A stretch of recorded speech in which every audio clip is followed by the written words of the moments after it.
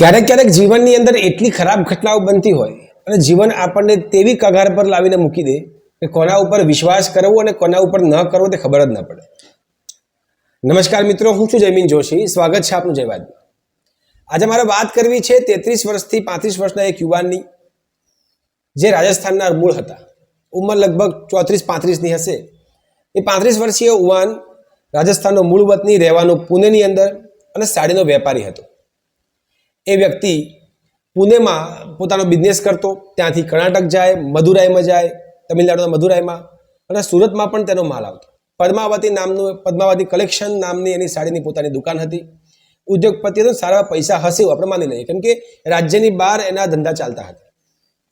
એક દિવસ 11:30 તારીખે તે પુણેના એરપોર્ટ પર ગયો. પત્નીને ઘરે એવું કહીને ગયો કે મારે કામ માટે તમિલનાડુ એટલે કે મદુરાઈમાં જવાનું છે.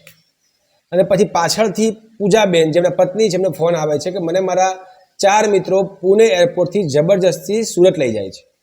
પત્ની ગભરાઈ ગઈ. એ વેપારીનું નામ રાકેશભાઈ. એ રાકેશભાઈએ મુંબઈ એરપોર્ટથી પોતાની પત્નીને ફોન કર્યો કે હું મુંબઈ પહોંચી ગયો છું ને સુરત જઈ રહ્યો છું. એ પાછી પણ વાત કરી કે મારા 4 મિત્રો ભેગા થઈને મને 4 વેપારી સુરતમાં લઈ જાય છે. એ ચારેનું નામ છે સુશીલ જોશી, હરીશ, ગૌતમ અને જયેશ. આ 4 મિત્રો તેને સુરતમાં લઈ ગયા, એક હોટલમાં બંદી બનાવી રાખ્યો. એટલે બેઝિકલી એમનું કિડનેપ કરવામાં આવ્યું. અને પછી બીજા દિવસે ફોન કરીને પૂજાબેનને રાકેશભાઈ કહે છે કે 40 લાખ રૂપિયાની રકમની વ્યવસ્થા કરી દે, મને આ લોકોને આપવી પડશે. આ લોકો 4 વ્યક્તિ મારી પાસે 40 લાખ રૂપિયાની માંગણી કરી રહ્યા છે. પત્ની ગભરાઈ ગઈ, હેપતાઈ ગઈ કે 40 લાખ રૂપિયાની રકમ મારે ક્યાંથી કરવી? ઘરમાં માતા પિતા હતા, 6 વર્ષની દીકરી હતી ને પત્ની. આવો નાનો સુખી પરિવાર અને આટલી મોટી આપત્તિ પરિવાર ઉપર આવી ગઈ હતી.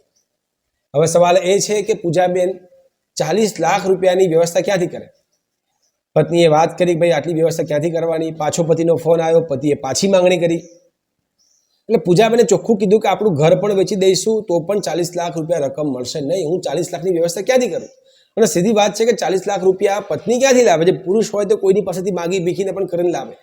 પણ અહીંયા તો ઘરનો મુખ્ય મોભી પુરુષ એ જ કિડનેપ થઈ ચૂક્યો હતો. આ વાતચીત ચાલતી હતી તે દરમિયાન હરીશ નામના એક વ્યક્તિએ ફોન લીધો અને પૂજાબેનને કીધું કે તમારે 40 લાખ રૂપિયા રકમ તો આપવી જ પડશે. તમે નહીં આપો તો તમારા પતિને અમે મારીએ નહીં, કૂટીએ નહીં, પરંતુ તમારે આપવી પડશે, નક્કી છે. તમે તમારા પતિની ચિંતા ના કરો, તમે કાં તો પૈસાની વ્યવસ્થા કરો. પછી પૂજાબેન સાથે પાછી વાત થઈ. એમાં હરીશે કીધું કે તમારે પૂરી રકમ ના આપો તો કંઈ નહીં, 40 લાખ રૂપિયાની વ્યવસ્થા ના કરો તો કંઈ નહીં, પણ 20 લાખ રૂપિયાની રકમ તો કરો. કિડનેપ થયું હતું 6 તારીખે 11:30, 7 અને 8 તારીખ આ વાત ચાલતી હતી.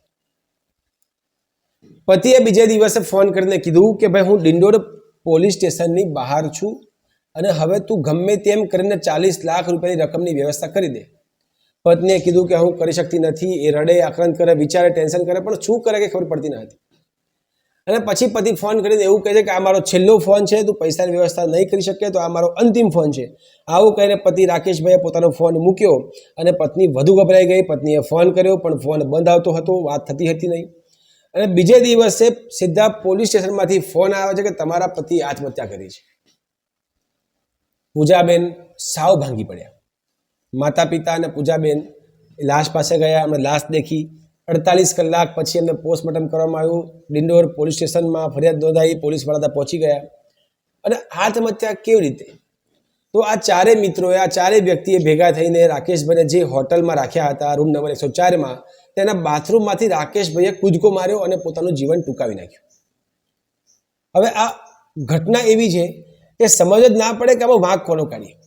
આમાં 2-3 વસ્તુ એવી ઉત્પન્ન થાય કે આટલો મોટો ઉદ્યોગપતિ, આટલો મોટો વેપારી, સાડીનો વેપારી, જે પોતાનો માલ સુરતમાં વેચે છે, કર્ણાટકમાં જાય છે, મદુરાઈમાં, તમિલનાડુમાં જાય છે, તો એની પાસે 40 લાખ રૂપિયા રકમ નહીં હોય. અને 40 લાખ રૂપિયા જ કેમ માંગ્યા? 50 કેમ નહીં? 1 કરોડ કેમ નહીં? કે 10 લાખ કેમ નહીં? તો શું એમની ઉધારી હશે? બીજો સવાલ કે આ 4 વ્યક્તિએ રાકેશભાઈને ત્યાંથી કિડનેપ કર્યા એરપોર્ટ પરથી. તો એરપોર્ટ પર એને બૂમાબૂમ કરી હોત, જો ખરેખર કિડનેપ કરે છે અને એમનાથી અપરિચિત હોય તો શું એ બચાવ થતો નહીં? પરંતુ એ મુંબઈ સુધી એમની સાથે આવે છે, મુંબઈથી સુરતમાં પણ આવે છે, એ પણ પાછા પ્લેનમાં બેસીને આવે છે. અને ત્યાં સુધી કોઈને ખબર નથી પડતી કે આ રાકેશભાઈનું કિડનેપ થાય છે. એનો મતલબ કે રાકેશભાઈના પરિચયમાં હશે અને મિત્રો ઉપર વિશ્વાસ મૂકીને ગયા હશે. હવે આ ચારે મિત્રોએ પૈસાની માંગણી કરી, એનો મતલબ ક્યાંક તો ઉધારી હશે, કાં તો ગમે તે કોઈક સોદાબાજી ફેલ થઈ હશે તો જ માંગણી કરે. હવે સમગ્ર ઘટના ઉપર પોલીસ તપાસ કરી રહી છે, પરંતુ વાત અત્યારે એ છે કે એક 35 વર્ષીય યુવાને આત્મહત્યા કરી લીધી. અને એ કેમ કે એના 4 વેપારીઓએ ભેગા થઈને પાસે દબાણ કર્યું કે 40 લાખ રૂપિયાની વ્યવસ્થા ગમે ત્યાંથી કર. તમે સમજી શકો છો કે આ 40 લાખ રૂપિયાનું દબાણ કેટલું બધું કરવામાં આવ્યું હશે, જેથી એ વ્યક્તિએ પોતાનો જીવ ટૂંકાવી લીધો. હોટલની રૂમમાં બાથરૂમમાંથી કૂદકો માર્યો અને આ આખી ઘટના સીસીટીવીમાં કેદ થઈ ગઈ. 8 વર્ષથી લગ્ન થયેલી પત્ની આજે વિધવા થઈ ગઈ. એક માતા પિતાએ પોતાનો યુવાન ઘરનો એકનો એક દીકરો ગુમાવ્યો અને એક 6 વર્ષની નાની બાળકીએ પોતાના પિતાનો ઉપરથી હાથ ખસી ગયો બની ગયું. આ ઘટના ખરેખર આપણને સમજાવે છે કે આ ભારત દેશની અંદર આપણે જે પૈસા કરીને ભાગીએ છીએ અને ભારતની બહાર પણ આપણે પૈસા કરીને ભાગીએ છીએ, પરંતુ આપણું જીવન પૈસાના માટે એટલું જોખમી છે કંઈ નક્કી થઈ શકતું નથી. આ સમજવાની વાત છે કે પોતાના જીવનની અંદર આપણે જે મિત્રો બનાવ્યા છે એના પર વિશ્વાસ કરવો કે નહીં.